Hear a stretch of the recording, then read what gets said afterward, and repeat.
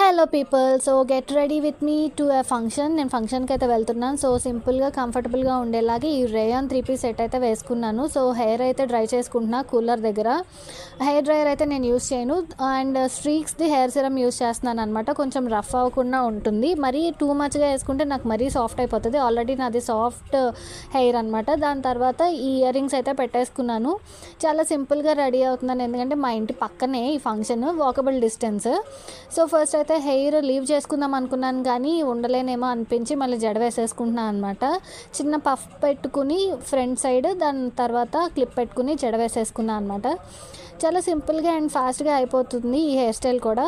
Hair style tutorials కూడా నేను చేద్దాం అనుకుంటున్నాను, ఏమంటారు కామెంట్ చేయండి. అండ్ ఈ సన్ స్క్రీన్ వచ్చేసి దీని గురించి నేను ఆల్రెడీ వీడియో పోస్ట్ చేశాను. డెర్మటచ్ వాళ్ళది SPF 50+++ కోజిక్ యాసిడ్ బేస్ ఉన్న సన్ స్క్రీన్ అనమాట ఇది. So only sun screen apply చేస్తున్నాను, ఇంకేమీ లేదు, మాయిశ్చరైజ్ కూడా ఏం పెట్టలేదు. సో అండ్ ఐబ్రోస్ ఫిల్ చేసుకుంటున్నాను అనమాట చాలా లైట్గా. నాకు ఫ్రంట్ సైడ్ మాత్రమే లైట్గా ఉంటుంది, సో దానికోసం అన్ని కవరప్ చేస్తున్నాను. అండ్ లిప్స్కి వచ్చేసి ఫేసెస్ కెనడా వాళ్ళది లిప్స్టిక్ యూస్ చేస్తున్నాను, న్యూడ్ కలర్ అనమాట. ఇది కూడా చాలా సింపుల్గా ఉంటుంది. అండ్ ఇంకేమీ ఫేస్కి కానీ ఏమి యూస్ చేయట్లేదు. సో జూడియోలో తీసుకున్న ఈ మినీ పర్ఫ్యూమ్ అయితే పెట్టేసుకున్నా. అండ్ ఫైనల్ అవుట్పుట్ అయితే ఇదనమాట. సో ఫంక్షన్కి అయితే వెళ్ళిపోతున్నాము. సో ఫ్రేమ్లో కనిపించేది మా చెల్లి హనీ. Hi honey. సో మేము వెళ్ళేసరికి అక్కడ పిల్లలు డ్యాన్స్ అది వేస్తున్నారనమాట. అండ్ ఫ్రంట్ నడిచేది మా డాడీ.